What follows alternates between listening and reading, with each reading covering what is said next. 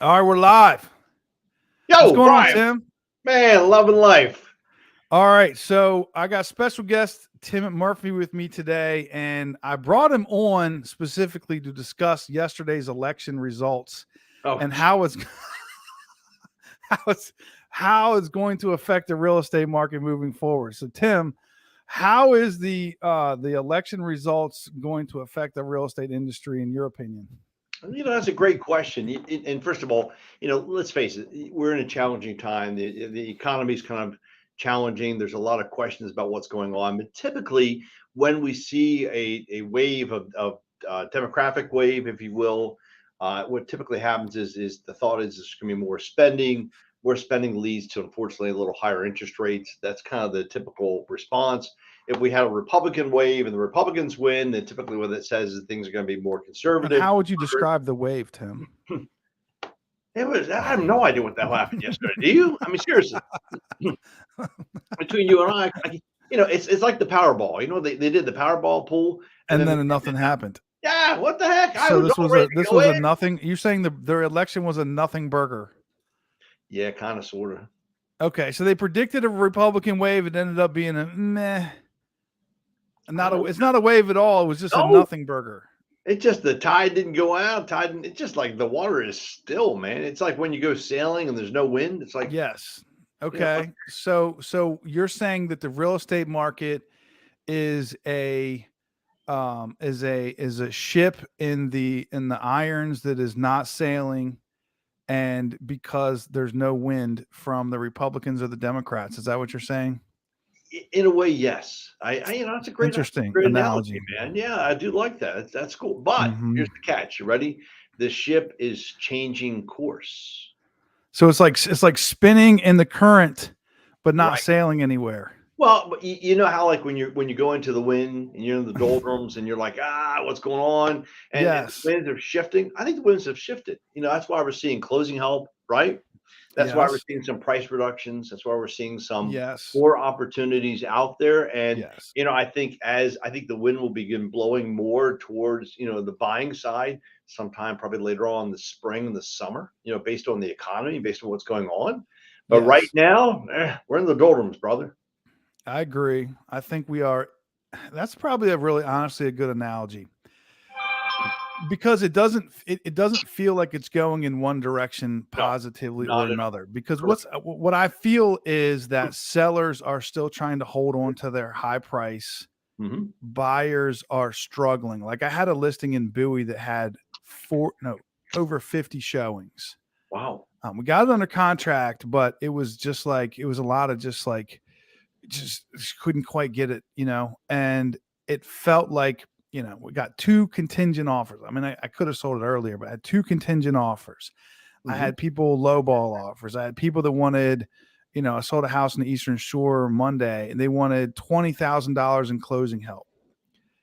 And it's like, why do you need $20,000? This is a $350,000 house. Why do you need $20,000 in closing help? It's because they were buying the rate down.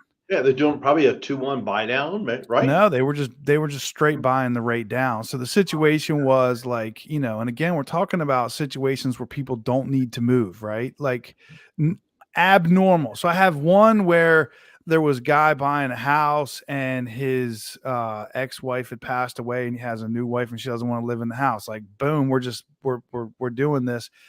And then another one where somebody was renting a house, the guy decides to sell it all of a sudden, and it was kind of out of nowhere. And these are people that have to move for abnormal reasons. It's not because they just wanted a new house. And so I feel like that there's like a frustration on the buyer side and on the seller side, and it seems like nobody's having a lot of fun.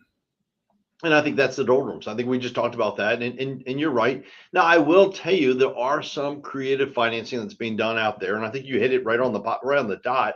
I mean, Mm-hmm. people are recognizing, we believe that Fannie Mae's come out and said rates are going to drop sometime the third quarter of 2023, right? Third quarter of 2023. That's the newest update. Yeah.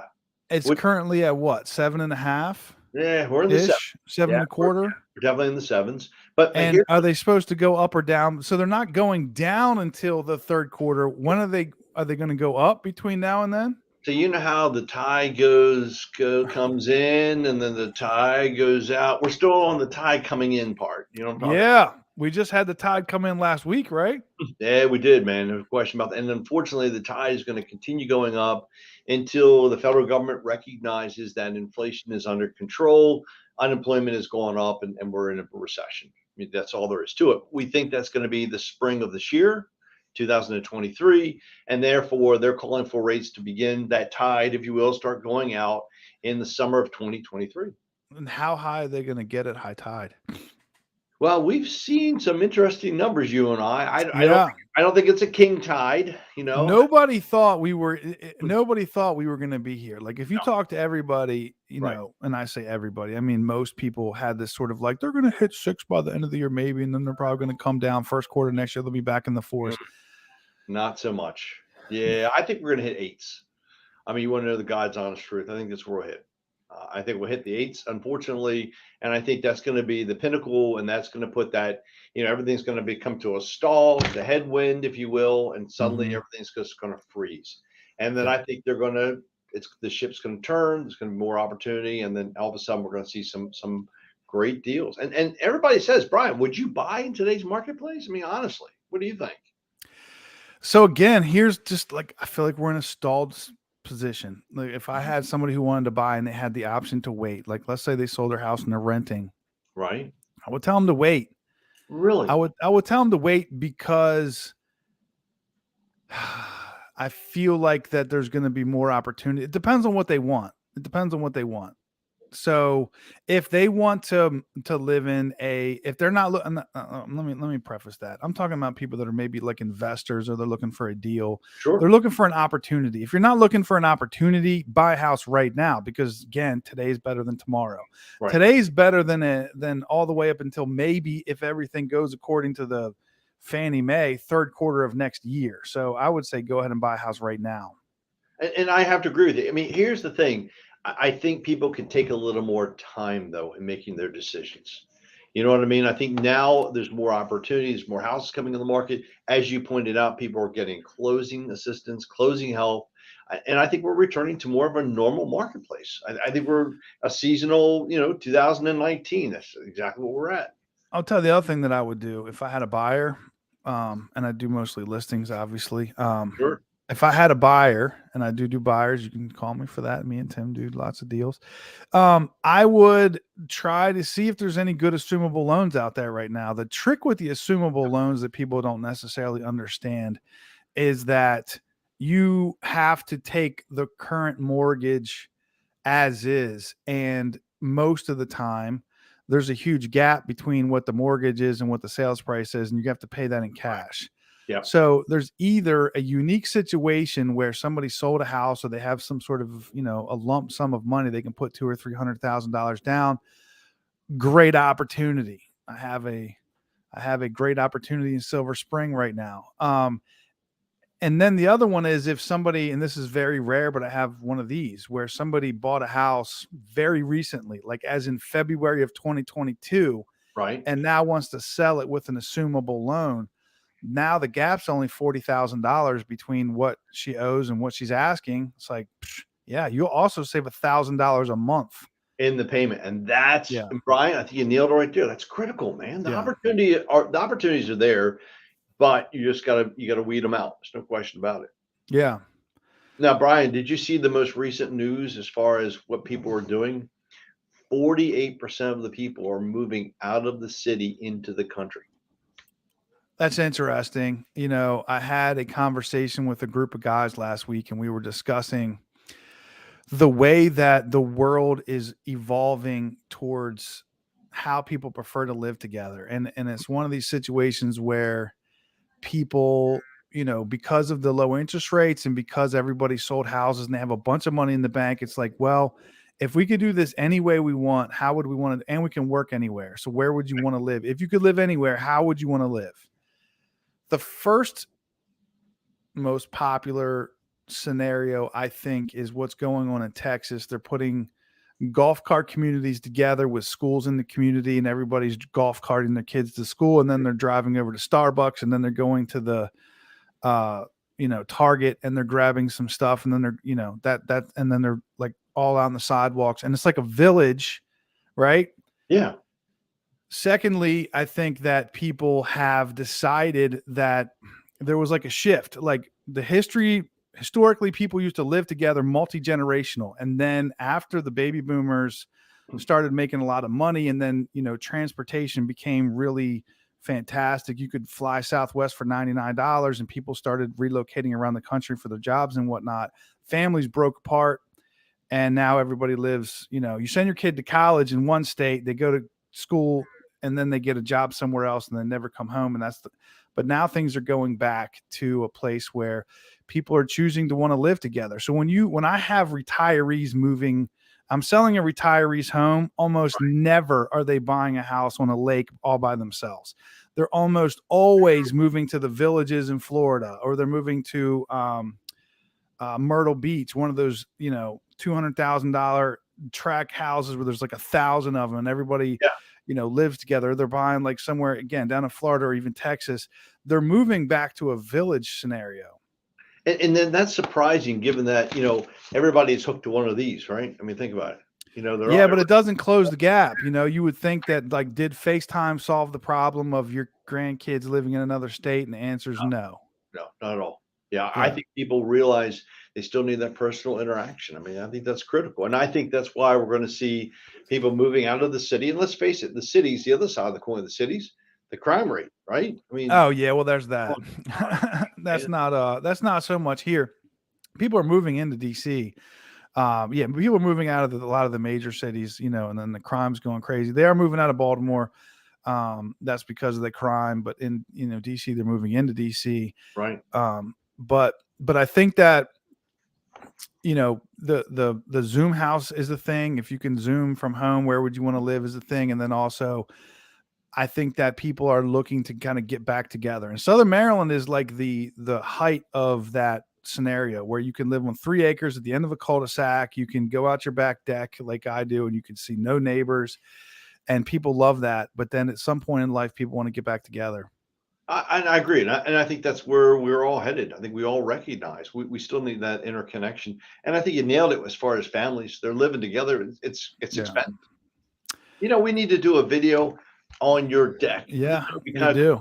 maybe smoke some cigars, kind of chill out a little bit, and just Any day, Tim. Anytime you're ready to come on down, we can, we'll do maybe a poll and see what people want to talk about. You and I'll grab some coffee and cigars, and we will head to the deck anytime you're ready. we'll be like the guys that drive the car. What's it, driving the car video thing? Talking about like what is that? Seinfeld, the coffee and cars. Yeah.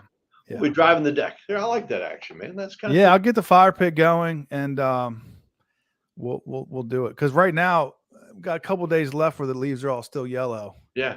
And then it's going to be, you have a better view of the water after that, but it's beautiful out there right now. All right, I'm going to pick a date for it, man. All right, what else you see in the marketplace? You got the assumptions going on. A lot of 2-1 buy downs. I mean, that's been the huge thing as far as the marketplace. A lot of clients, unfortunately, being contingent upon sale of home. I mean, have you been seeing that? Yeah, so I got one last week, and I went and looked it up, and the house was way overpriced. The agent had only ever sold 2 houses in the past year and a half. I had no confidence whatsoever the house was going to sell, and my client wanted to take it at first, and I had to really I had to videotape myself on my computer looking at all of the comps for his house and showing him this guy is way out of the left field. It's not going to. I'm hoping he's not watching this video. But I think you nailed it there. A lot of agents are afraid to be honest with their clients, right? Me and this guy got into it quite a bit, and that's why he hired me, because his house didn't sell the first time. It's like what I specialize in: hard to sell houses, or people who didn't sell it the first time. Right. And he was really just hammering on me the whole time. And I finally sold his house, and he says, "I'm sorry I gave you such a hard time. You're right. You're on top of the market. It sold exactly what you said it would sell at, and I'm sorry. And thank you for telling me not to take that offer." So it is, and that's the other thing I'll say is, like, there is what seems like, and you can probably attest to this, Tim, it seems like there's not as many everybody is having an amazing time high-fiving each other's settlements as they used to be. There are some like frustrated people out there that are like, I talked to a lady this morning who's on her fourth real estate agent. Oh, wow. But now, Brian, let's talk about that. Just honestly, a lot of questions back the last 2 years is, do I need a real estate agent? What's the value of a realtor? And I think you nailed it. People want honesty. They want the transaction to close. They want to know, how do I overcome hurdles or problems? Yeah, I have to be careful how I say things, but there's been an influx of these COVID baby real estate agents who have looked awesome getting on Facebook talking about they sold all these houses in 3 days and everybody's happy and high-fiving. And now I'm seeing them expire and I'm calling them and hey, your realtor's pictures with the cell phone upside down in none of the lights on of your laundry basket, and then your brother sitting on the couch watching TV are hurting your listing, by the way. Like, let's be honest about it. And stuff like that. So I feel like that it's now becoming hard to sell your house again, which I'm super thrilled about. It's now becoming the days on market is going double, then it's going to soon triple, and it's price reductions over and over and over again. And the number of I'm selling a house right now in Baltimore, Right. and I did a 60-day window, and in the 60-day window, 12 houses sold and 12 houses failed to sell. It's like you have a coin flip. You have a 50-50 shot of selling your house in that neighborhood. 50% of the listings failed to sell. And I'm talking withdrawn, canceled, or expired. But why did they fail to close? That's my question to you. Well, overpriced, weren't up to par, didn't look good. And the client's house I'm selling right now has no idea what the competition looks like. So again, I recorded my screen. I went through all of them and showed them to her. And most of the houses that sold were flips. And she had no idea. Her house is not a flip. It doesn't even look as good as a flip. So it was overpriced. The pictures were terrible. Right. So the curb appeal, right? Well, it was the presentation of it. Like, it's overpriced and it's like the pictures are terrible. So back in the day, if there's only one house on the market, everybody goes to see it. They assume that the price is the price. They pay the ridiculous thing, hope God it appraises. That doesn't exist anymore. Now they're competing against all these flips. And there's like, well, I don't understand what's happening. It's like, well, yeah. So it does require, and what would happen before is if you had an overpriced house, it probably would sell. But if you had an underpriced house, it would also sell for way over the asking price. So it's like you could win. It was like you could just throw the dart at the wall. It'll hit something, and it'll eventually work itself out. But now if you underprice your house, there's a price you just give. There's a chance you give your equity away. Yep. If you overprice your house, you're going to sell all the other houses, and then you're going to expire, and then you're going to be 100 days on the market. And who's going to put a full price offer in on 100 days on the market house? No, nobody. It smells, right? I mean, that's the problem in a nutshell. Yeah. Last question for you, man. You ready? Yep. So if we're heading into a recession, what are you telling your buyers and your sellers? Well, the buyers, we discussed this earlier. If you need to move, you should every day that goes by is worse than the day before, and today's better than tomorrow. You should buy a house immediately. Right. And as far as sellers, I would say the same exact thing, and with even more urgency, because sellers are very sensitive to the price. And we have not been a part of a drastic price reduction in a long time, because the 2008 reduction was like immediate. It happened so fast, and then it just kind of stayed flat and did this for a long time. Right. It happened like, it wasn't like we're going through more of like a slow trickle down. Yep. And every month that goes by, it's worth 5,000 less or 10,000 less, depending on your price range. And it's very hard to sort of make people aware of that, because they're looking at it, well, I think my house is worth this, and they're not aware that the prices are actually going down. So as far as sellers are concerned, because I talk to a lot of expireds all the time, right, and they say they're going to wait till spring, and I tell them, I said, what makes you think tomorrow's spring's going to be better? Are you aware that the Fed has already promised to raise rates between now and then? How is it that will end up being better? Like, under what scenario? And I try to talk them through it and walk people through the mindset of how it is that people pick the price, the comparison shop, and if house prices go down, what that's going to mean for you. If house prices go down 10%, and you have a $700,000 house, they're always like, well, I don't know, maybe I'll reduce it $5,000. It's like, listen, that's $70,000. That's $70,000. That's exactly right. I mean, I'd rather use it as closing help or do the buy down or something of that caliber. It's just like, so the sense of urgency is there. If you literally, and this sounds very self-serving, of course, but we've said this ever since you and I started doing videos. We've been saying this, and when we first started saying this, rates were 4.25, and house prices were a lot higher than they are now. And we're still saying the same thing. And in 6 months, we're going to make the same video, and we can look back on, November 9th, 2022, and talk about how rates were 7.25. And at that point, maybe they were low then. You know what I'm saying? No, I'm with you 100%, man. All right, Yeah. next time we're doing the deck thing though, man. We agreed on it. All right, I'm gonna hook you up on that, man. I'm gonna get some cigars. I'll bring the firewood. I got firewood, but tons. Let's sit down and do it, man. Yeah. So do you think that Joe Biden's economic plan is going to be good for the housing market? No. Sorry, man. Just not gonna happen. All right, Tim. Thanks for coming on today. Special guest Tim Murphy with Interlink Mortgage. Thanks for your insight, Tim. Talk to you soon. Have a fantastic day. You too, man.